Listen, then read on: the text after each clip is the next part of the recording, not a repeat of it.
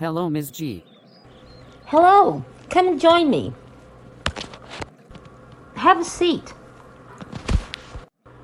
I think we need to talk a little bit about personal space.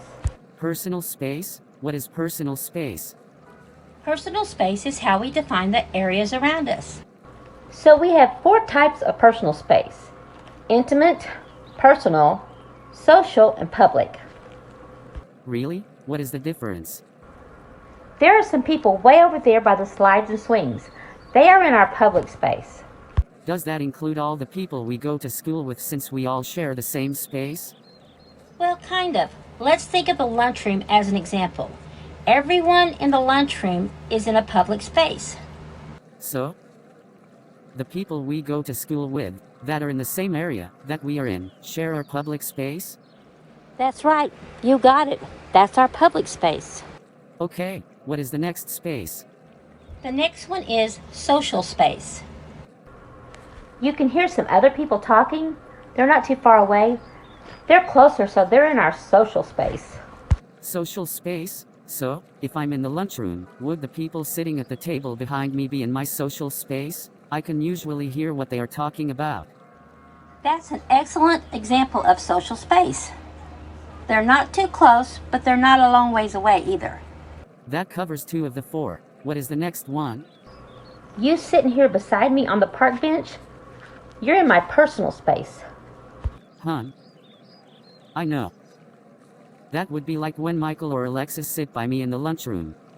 Exactly.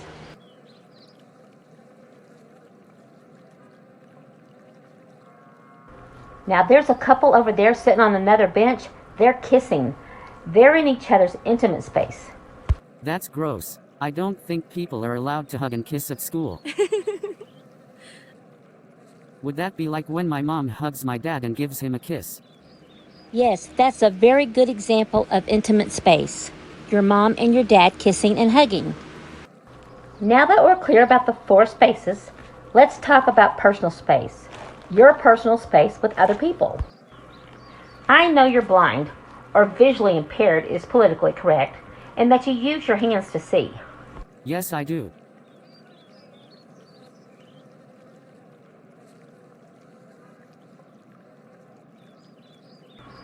But I've noticed lately that you've been seeing a little bit more on the ladies than with the men. I also know that you're really smart, and sometimes you use being blind to get by with things you shouldn't be doing. You are a grown man, and you cannot be using your hands to see on women's boobies.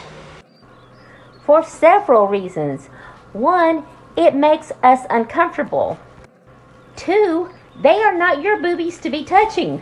They belong to the lady.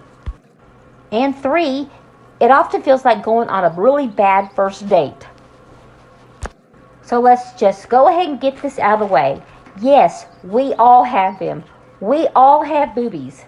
Some of them are big, some of them are small, some are squishy, some are soft, some are round, some are hard. But we all have them. You don't need to feel of everybody's boobies to see if they have them. They are there. I see you smiling, so I know that you know exactly what I'm talking about. You can't keep doing that. So let's review this.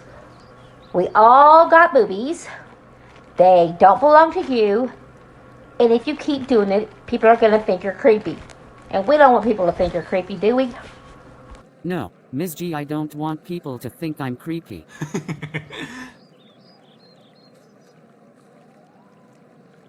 Okay, now that you understand that, we can talk about some other things. Until then, this is Miss G Unleashed.